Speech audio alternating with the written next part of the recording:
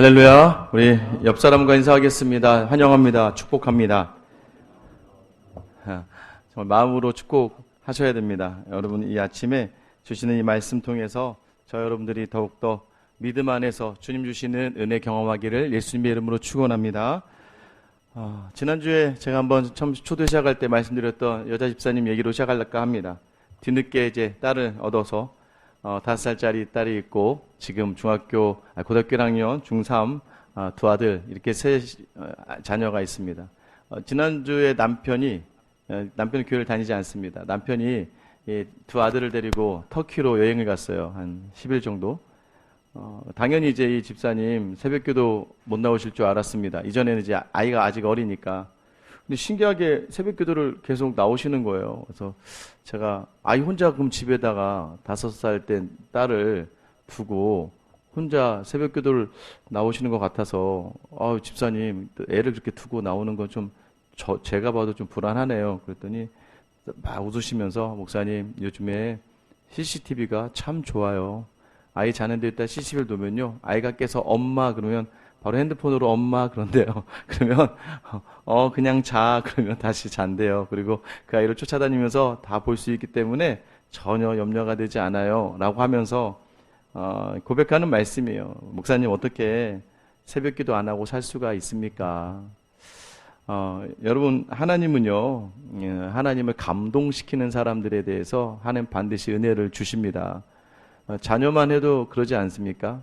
저희 큰딸 아이가 얼마 전에 이제 초등학교 6학년인 저희 셋째인데 여자아이 되게 셋째가 큰언니는 되게 무서워합니다.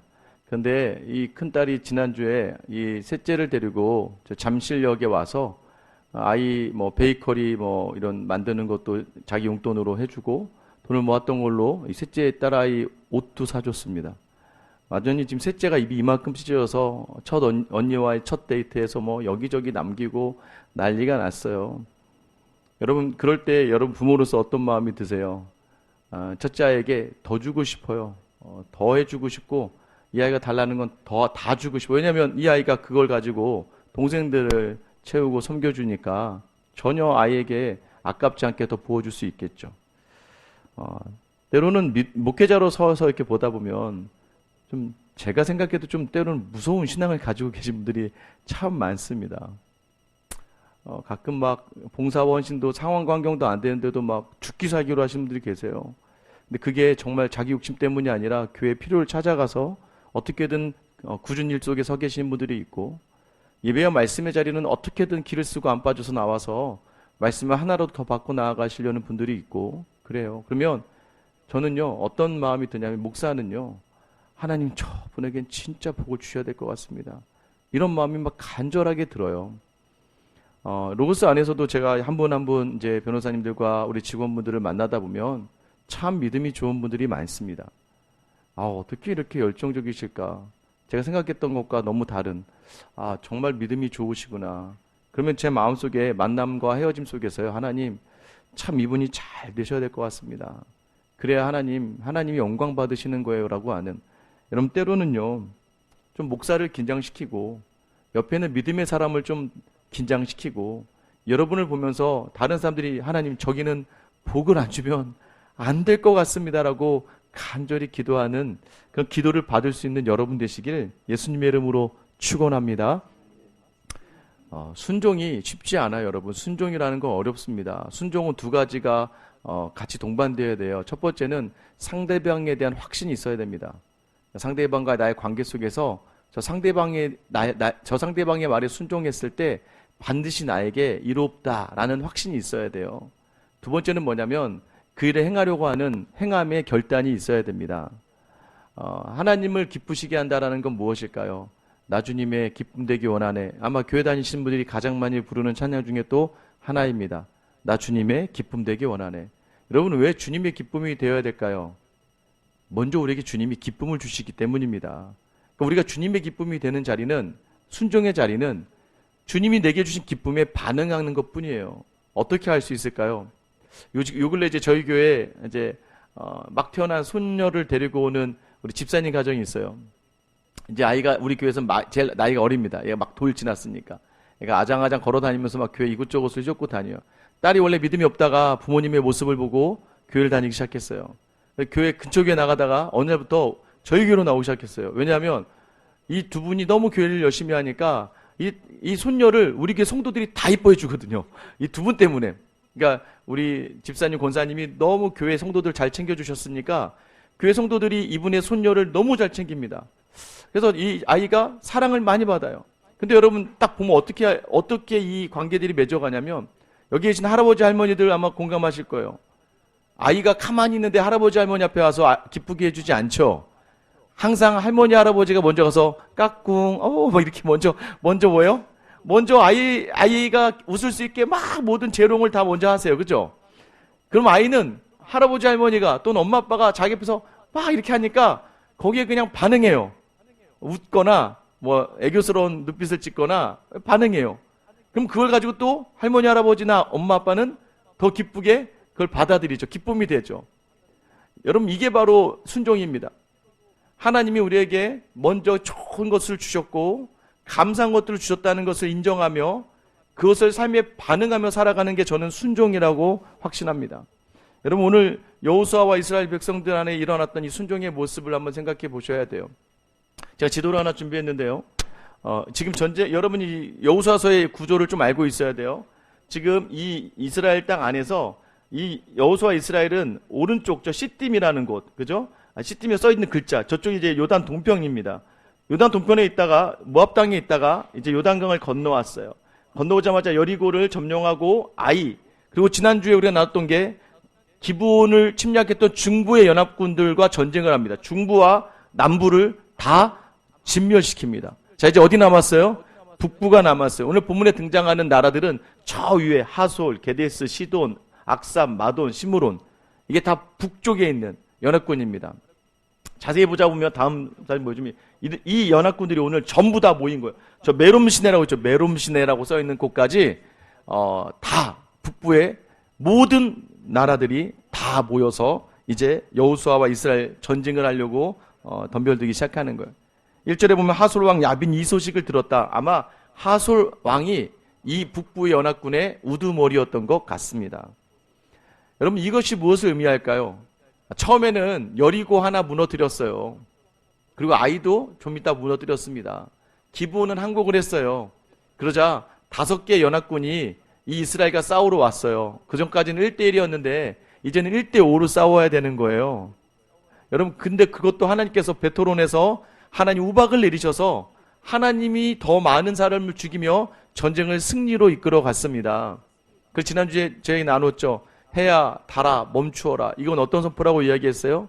하나님이 인간을 위해 주신 것을 섬기지 말아라. 해와 달을 섬겼던 그 베토론의 그 지역의 모든 종교 중심지 사이에서 여호수아의 외침은 하나님이 너희를 위해 주신 것을 왜 너희는 섬기고 있느냐 이거예요. 여러분 오늘도 마찬가지입니다. 5개 연합군을 무너뜨리고 났는데 끝난 줄 알았는데 이제 더 많은 연합군이 오는 거예요. 오늘 4절 말씀 보세요. 그들이 그 모든 군대를 거느리고 나왔으니 백성이 많아 해변에 수많은 모래 같고 말과 병거도 심이 많았으며. 여러분 이런 표현이 이제 처음 등장하는 거예요. 모래알 같다. 이 군대가 모래알처럼 해변에 수많은 모래 같다. 말과 병거도 심이 많았다. 여러분 이 병거가 중요합니다. 이 당시에 이 이스라엘은 그게 뭔지도 몰라요. 당시에 최강국이었던 이집트 중심으로 해서 이 병거를 오늘날 탱크 한 대로 보시면 됩니다. 전차 한 대로 보시면 돼요. 그러니까 병거가 있다는 거. 이제는 뭐 군사뿐만 아니라 수많은 병거까지 그리고 모든 북쪽에 있는 세력들이 다 모였습니다. 산 넘어 산 하나 넘어가면 될 것 같지만 그 다음에 더 큰 게 옵니다. 그 큰 거를 간신히 넘어가면 또 더 큰 산이 있어요. 우리 인생의 자리가 그렇습니다. 근데 여러분 왜 이것들이 허용된 줄 아시죠? 아이성에서 패배했던 이유가 여리고에서 아간이라고 한 사람이 몰래 숨겼던 재물 때문이었어요. 틈을 잠깐 보여주면은요, 세상은요 늑달같이 달려듭니다. 여러분 아세요? 언제 무너지는 거예요? 여러분이 확 충만한 상태였는데 살짝 그래 요거 내려놓으면 되겠지, 살짝 그래 이건 좀 피해가면 되겠지 하는 그 자리가 여러분 세상으로 어떤 것을 허락하냐면 뭐야 할만한데 아이성에서 한번 졌잖아 쟤네. 그러니까 5개 나라가 한번 해보는 거예요. 5개 나라로 부족한가? 그래서 이번에는 북쪽의 모든 민족이 덤벼들기 시작합니다.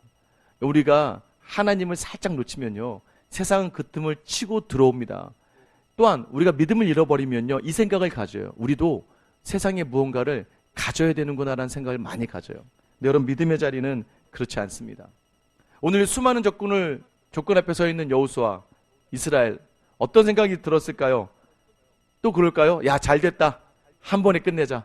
아우, 저거 하나하나 치기 힘들었는데 저거 다 모여있네. 저기 가서 한 번에 끝내자. 그런데 그러지 않아요. 오늘 6절 어떻게 시작합니까? 여호와께서 여호수아에게 이르시되 그들로 말미암아 두려워하지 말라. 여러분, 여호수아서를 지금 우리가 나누면서 이게 여러분 계속 제일 많이 반복되는 구절 아니에요? 두려워하지 말래요. 야, 우리는 찬송가 부를 때도 허락하신 새 땅에 들어가려면 여호수아 본받아 앞으로 가세. 여호수아처럼 담대하게 본받아서 담대하게 나아가는 건데, 알고 보면 여호수아에게 하나님이 가장 많이 하시는 말씀이 두려워하지 말라요. 두려워하지 말라. 그건 뭐예요? 두려워하고 있다는 얘기예요. 여러분, 지난주에도 동일하게 이 중부에 있는 5개 연합군 앞에 서 있을 때 여호수아 앞에서 하나님이 또 두려워하지 말라 이렇게 얘기했단 말이에요. 그 말씀 듣고 여러분 일주일 동안 사셨는데 두려움 없이 사셨습니까? 이내 또 두려움 속에 있게 되죠. 제가 SNS 보다 보니까 지난주에 기독교 법률가의 뭐 이렇게 수련회도 하시더라고요. 그러니까 제가 볼 때 우리 변호사님들이 믿음이 참 좋아요. 지금 뭐 주일 예배뿐만 아니라 교회 수련회, 교회 단기 선교, 또 그렇게 수련회까지 가면 은혜 많이 받고 오면 여러분 두려움이 사라지던가요? 어쩌면 오늘 월요일 아침 다시 선 이 자리에서 우린 또 두려움을 마주하는 것, 여호수아가요 원래 담대한 게 아니라 여호수아는요 늘 이 말씀을 듣고 살아갔다는 걸 여러분 놓치지 않게 되기를 축원합니다. 늘 두려움의 연속인데 두렵지 않은 이유는 늘 말씀을 붙들고 살았기 때문이에요. 어떻게 할 수 있을까요? 출애굽기 33장 11절에 보면 사람이 자기의 친구와 이야기함 같이 여호와께서는 모세와 대면하여 말씀하시며 모세는 진으로 돌아오나 눈의 아들 젊은 수종자 여호수아는 회막을 떠나지 아니하니라. 여러분, 이걸 통해서 뭘 알 수 있냐면 여호수아가 너무나도 그리워하는 게, 너무나도 기대하는 게 뭐였냐면 매일 밤마다 모세는 하나님 회막 안에서 하나님과, 전능하신 하나님과 친구처럼 대화했다는 거예요. 그것을 여호수아는 회막 밖에서 너무 부러워했어요. 여러분, 하나님의 음성을 듣는 자리는요 하나님과 함께함을 기대하는 삶으로 서 있어야 하나님의 음성을 들을 수 있는 거예요. 여러분, 오늘도 이 말씀 앞에 선 여러분 이 자리에 오셔서 하나님의 음성이 귀를 기울이셔야 돼요. 여기 앉아서 그 변호사 안 왔네, 그 직원 안 왔네, 이렇게 생각하시면 안 돼요. 오늘도 내게 주시는 말씀, 내가 하나님과 앞에 서는 이 자리에서 하나님이 내게 주시는 말씀, 오늘도 우리에게 뭐라고 이야기하시는 거예요? 두려워하지 말라. 두려워하지 않는 여러분 되시길 예수님의 이름으로 축원합니다. 여러분, 하나님을 붙드세요. 두려우면 붙드는 거예요. 오늘 아침 경건회에도 나눴고 제가 지난주에 창세기 말씀을 나누고 있는데 야곱이 이제 형 에서를 피해 도망갔다가 삼촌 라반에게 호되게 당하고 20년을 정말 어떻게 보면 정말 쓸데없는 시간, 모든 시간을 낭비했지만 결국 하나님의 은혜로 많은 소유와 4명의 아내와 11명의 자녀를 데리고 다시 고향으로 돌아올 수 있었는데 관건은 이 라반이 죽이려고 쫓아왔습니다. 죽이려고 쫓아온 다 잡은 바로 전날 하나님이 라반의 꿈에 나타나셔서 너는 야곱과 아무 상관하지 말아라. 이게 뭐예요? 야곱 건드리면 가만두지 않겠다. 결국 죽이러 왔던 라반이 야곱과 화해하고 돌아갑니다. 이 시작도요 야곱이 하나님께 도와주셔서 기도를 시작해요. 자, 라반의 산을 넘었습니다. 이제 또 하나의 산이 있어요. 형 에서를 만나야 돼요. 형의 축복을 가로채고 도망갔거든요.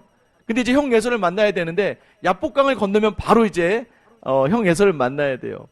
여러분, 그때 야곱이 결단을 합니다. 뭐예요? 그동안 자기 손으로 지었던 수많은 재물과 아내와 자녀를 먼저 강으로 띄어보내요. 먼저 자기가 이전에 목적해 살았던 것들을 먼저 다 보내고 그 자리에 홀로 있습니다. 왜 그럴까요? 그때 하나님이 나타나셔서 하나님이 야곱과 씨름하십니다. 이게 뭔지 아세요? 이게 바로 하나님과의 시간이에요. 묵상하는 거예요. 하나님을 붙드는 거예요. 여러분, 하나님 붙드는데 씨름하다, 이게 되게 재밌는 표현이에요. 야고프라고 합니다. 야고프. 야복이 야포크입니다. 그리고 여러분 씨름하다가 야바크예요. 그러니까 이게 약간 언어 유희가 되는 거죠. 야코프가 야포크에서 야바크하다. 이게 뭐예요? 야곱의 인생이, 야곱은 사기꾼인데요.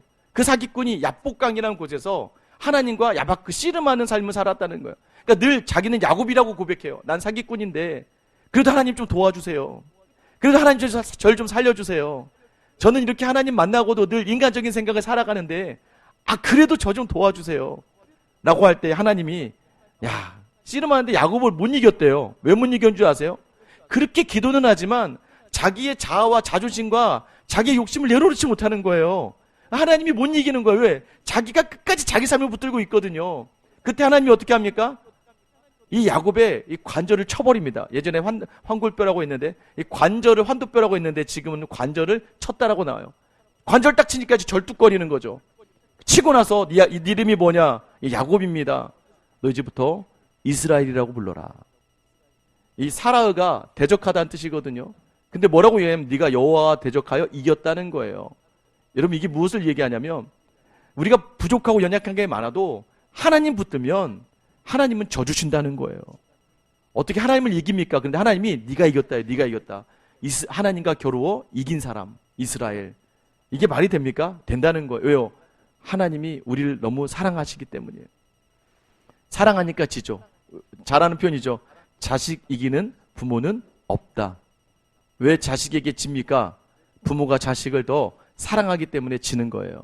오늘도 하나님을 붙드는 자리에서 하나님은 우리에게 져주시는 분임을 놓치지 않게 되기를 축원합니다. 져주시는 그 하이라이트가 우리의 죄를 대신해서까지라도 자기 자신을 죽이시는 십자가의 은혜라는 거예요. 그만큼 사랑하시는 주님 앞에 나아가면 여러분 죽음을 이기셨는데 여러분 삶의 모든 자리 넉넉하게 이기게 하실 줄 믿으시기를 축원합니다. 여러분 하나님이요 6절에 보면 또 이렇게 얘기합니다. 내일 이맘때에 내가 그들을 이스라엘 앞에 넘겨주어 몰살시키니. 자, 내일 네가 이길 거야 이렇게 끝나지 않아요. 정확하게 얘기해요. 언제가 아니야. 내일 이맘때. 시간도 얘기해줘. 시간, 정확한 시간. 그리고 그들을 이스라엘 앞에 넘겨주어 몰살시키겠다는 거예요. 의심할 여지를 주지 않아요. 하나님은 너 반드시 내일 몰살시킬 거야. 자, 이 말씀이 선포됐습니다. 아까 얘기했죠. 하나님의 약속의 말씀. 하나님이 우리를 향하신 하나님의 기쁨을 주셨어요. 어떻게 해야 돼요? 반응해야 됩니다. 7절 보세요. 이에 여호수아가 모든 군사와 함께 메론 물가로 가서 갑자기 습격할 때에. 유대 역사가 요세푸스에 의하면 이 메론 물가에 모였던 군사의 수가 30만 명 정도 되었다고 이야기합니다. 그리고 이스라엘이 길갈에서 이 메론 물가까지의 거리는 140km 정도 된다고 얘기해요. 그러니까 여러분 이 말씀 뭐예요? 너 내일 이맘때에 네가 이길 거야. 그럼 생각해 보세요. 140km. 여러분 지금 막 뛰어가도 시원찮을. 지금 여러분 140km 가야 돼요. 하루에 보통 1시간에 4km 건다 쳐도 엄청 뛰어가야 됩니다. 새벽부터 이 말씀 듣는 순간부터 이 여호수아와 이스라엘이요 쉬지 않고 달려갔다는 걸 얘기해요. 여러분 쉬지 않고 140km 가서 지치고 넘어질 쯤인데 습격까지 해요. 여러분 어떻게 합니까? 다 승리하게 된다는 거예요. 여러분 저는 오늘 이 말씀 듣고 여러분의 삶의 자리를 감당하는 모든 자리 하나님 여러분에게 이 승리 주시길 예수님의 이름으로 축원합니다. 여러분 승리를 경험하는 삶 하나님이 대신에 이 승리를 약속하며 여러분의 조건을 좀 겁니다. 오늘 본문도 조건을 걸어요. 첫 번째 조건이 뭐였냐면 너는 그들의 말 뒷발의 힘줄을 끊고 그들의 병거를 불사르라. 여러분 승리를 위해서 우리에게 원하시는 자리가 승리를 했을 때도 마찬가지예요. 늘 여러분 우리는요 세상을 보고 살아갑니다. 좀 돈이 더 있었으면 좋겠죠. 건강도 있었으면 좋겠고 명예와 권력이 있었으면 좋겠습니다. 그것을 위해 열심히 살아요. 근데 여러분 그것을 딱 쟁취했을 때 어떻게 하라는 거예요? 말은 그 당시에 군사력이에요. 군사력. 말에 뒷발에 힘줄을 끊는다는 건 너무 아까워요. 그리고 병거를 불살아요. 전차를 갖다 버리래요. 이거 가지고 있으면 전쟁에 승리하는데 여러분 그거 의지하지 말라는 거예요. 너에게 얻어진 것으로 의지해서 전쟁하려고 하지 말라는 거예요. 여러분 이것을 행한 대표적인 왕이 누구예요? 다윗 왕이에요. 다윗 왕은요 가는 곳마다 승리합니다. 그래서 역대상 18장 4절에 이렇게 기록해요. 다윗이 그에게서 병거 1000대와 기병 7000명과 보병 2만 명을 빼앗고 다윗이 그 병거 100대의 말들만 남기고 그 외의 병거의 말은 다 발의 힘줄을 끊었더라. 여러분, 가면 말을 얻고 병거를 얻으면 이건 내 힘이 되거든요. 내 힘이 되는 그 세상의 것을 의지하지 말라고 하나님 말씀하시는 거예요. 왜 그거 의지하면 하나님 의지 안 해요. 제가 오늘 새벽에도 이런 고백을 했지만, 제가 교회를 그동안 섬기면서, 교회요, 성도 간에 아무 문제가 없어요. 그리고 교회요, 재정적으로 좀 풍성해요. 여러분, 기도가 간절해지지 않아요. 여유가 생기니까 기도도 막 하지 않아요. 근데 교회 안에 재정적으로 어려움이 있거나, 교회 성도 간에 다툼이 있거나, 누군가가 오해해서 상처받고 어려운 일들이 생기잖아요. 그때부터는요, 막 간절해져요. 여러분, 왜 이 자리를 서야 된다고 이야기하는 거예요? 풍족할 때에 네가 여기 어떻게 왔는지를 놓치지 말라는 거예요. 하나님을 붙들라는 겁니다. 여러분, 또 하나 있습니다. 10절 11절 우리 같이 한번 읽어보겠습니다. 같이 읽을게요. 시작. 하솔은 본래 그 모든 나라의 머리였더니 그때 여호수아가 돌아와서 하솔을 취하고 그 왕을 칼날로 쳐 죽이고 그 가운데 모든 사람을 칼날로 쳐서 진멸하여 호흡 있는 자는 하나도 남기지 아니하였고 또 하솔을 불로 살랐고. 또 뭘 불살라요? 하솔이라고 하는 그 북부의 우두머리 된 성, 하솔이라는 곳이 이 성이라는 의미를 가지고 있습니다. 가장 좋은, 여러분 성을 쌓기도 힘들잖아요. 그거 가지고 있으면 방어적인 것도 그렇고 힘을 또 나타낼 수 있잖아요. 그것도 불살라 버렸다는 거예요. 이 하솔왕 야빈이라는 의미의 뜻이 깨닫다라는 의미거든요. 성을 가지고 있고 힘을 가지고 있어야 이 땅을 살아간다고 하는 세상의 깨달음을 하나님은 부셔버리라는 겁니다. 우리는 그걸 다 가지고 있길 원해요. 참 돈만 있으면, 저 자리에만 있으면, 저것만 있으면 더 잘 섬길 것 같고 더 풍성할 것 같은 그런 자리들. 그러나 여러분, 그 선택한 것들이 우상이 되는 것을 하나님은 원치 않는다는 겁니다. 여러분, 그 자리 놓치지 마셔야 돼요. 어르신들 모임을 제가 마지막 사역지 부교육자 사역을 할 때 어르신들 모임을 했었습니다. 교회가요, 교회에서 걸어올 수 있는 인원 자체가 10%도 안 되고요. 최소한 1시간 이상 차를 타고 와야 될 교회 성도가 한 90%가 그렇게 됩니다. 그러니까 어르신들도요, 예배를, 이 장충동에서 예배를 드리면 포천, 인천, 뭐 양평, 양주 이런 곳에서 막 수요일 날 오전에 예배를 드려요. 10시 예배를. 그러면 포천에 사시는 어떤 권사님은요, 아침 5시 반에 출발하십니다. 한 3, 4시간 걸려서 오시거든요. 그러니까 그 예배를 드리려고 수요일마다 80이 넘으신 어른이 지하철을 한 3번씩 갈아타면서 버스 타고 오시면서 한 3, 4시간을 거쳐서 오시는 분도 많아요. 최소 1시간 반, 1시간. 여러분, 그렇게 오시는 분들이 있어요. 근데 그분들이요, 다 잘 사시더라고요. 평균 연령이 83세였거든요. 그때 지금부터 한가 10년 전인데 평균 연령이 한 83세 정도 되는데 다들 건강하게 수요일마다 예배 드리러 오세요. 이분들은 다 건강하세요. 근데 그 예배를 드리다가 어느 날 문득 건강이 안 좋아져요. 그러면 예배 안 나오기 시작하다가 더 안 좋아져요. 한번 찾아갔어요. 근데 이분이 돈이 없는 분도 아니에요. 그냥 택시 타고 와도 한 2만 원, 왕복이 한 4만 원, 한 달에 한 4번 드리니까 한 12만 원. 이분이 받는 연금이 더 많으신데 가끔가다 그 돈을 아까워하세요. 그 돈 잘 모아뒀다가 아들 주고 딸 주려고 모아놨다가 결국 본인의 믿음의 자리가 쇠해지는 분들을 많이 봅니다. 그게 정말 중요할까? 여러분, 오늘 여러분의 베토로는 무엇이고, 여러분의 하솔은 무엇이고, 여러분의 말과 여러분의 병거는 무엇일까요? 여러분, 그것을 불살라버리고 끊어낼 수 있는 하나님만 의지하는 이 시간의 결단이 되길 예수님의 이름으로 축원합니다. 여러분, 근데 여호수아가 왜 이렇게 할 수 있었을까요? 오늘 12절 말씀, 15절 말씀 연달아서 우리 같이 한번 읽어보겠습니다. 시작. 여호수아가 그 왕들의 모든 성읍과 그 모든 왕을 붙잡아 칼날로 쳐서 진멸하여 바쳤으니 여호와의 종 모세가 명령한 것과 같이 하였으되. 15절입니다. 여호와께서 그의 종 모세에게 명령하신 것을 모세는 여호수아에게 명령하였고 여호수아는 그대로 행하여 여호와께서 모세에게 명령하신 모든 것을 하나도 행하지 아니한 것이 없었더라. 여러분, 오늘 여호수아가 이렇게 가능한 이유가 무엇일까요?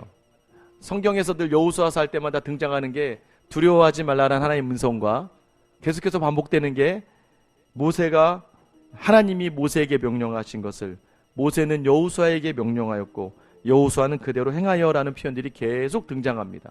이것은 무엇을 이야기할까요? 여호수아에게는 하나님의 음성도 있었고 믿음의 선배인 모세도 있었다는 걸 이야기하는 거예요.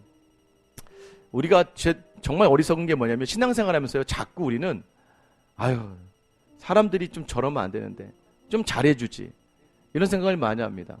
여러분, 명문이 무엇입니까? 명문이라는 건 좋은 선배들과 또 좋은 동문들을 낳는 학교를 명문이라고 얘기해요.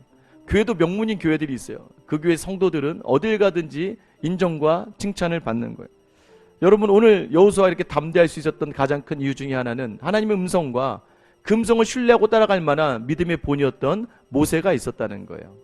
저는 우리 로고스가 정말로 믿음의 기업, 이 땅에서 기독교 로펌 하나 있으면 이 정도가 아니라 기독교 로펌이 왜 있어야 되고, 기독교 기업이 왜 있어야 되고, 왜 믿음 있는 사람들이 기업을 할 때 왜 더 좋아야 되고 왜 좋은지를 보여줄 수 있는 모세와 같은 귀한 믿음의 사람들이 이곳에 있기를 예수님의 이름으로 축원합니다. 여러분, 보지만 마세요. 그런 사람이 없어요라고 하지 말고 저는 여러분이 그런 모세와 같은 사람이 되기를 축원합니다. 여러분, 그래서 믿음의 후배들에게 얘기해 주세요. 믿음의 직장 후배들, 또 믿음의 사람들에게, 또 믿음의 자녀들에게 여러분을 통해서 이렇게 살아라. 전 여러분의 말에 힘이 있게 되기를 축원합니다. 오늘 시간 저에게 모세가 그랬듯이, 여호수아가 그랬듯이 다음을 남길 수 있는 믿음의 사람들, 세상의 것을 붙들지 않고 전심으로 주님의 말씀에 반응하며 태워야 될 것들이 무엇인가? 여러분, 붙들고 있는 것들 좀 놓고 태워버리고 불살라버리며 주님의 말씀에 반응하며 나아가는 우리 로고스가, 또 여러분이 여러분의 가정과 교회가 되기를 예수님의 이름으로 축원합니다.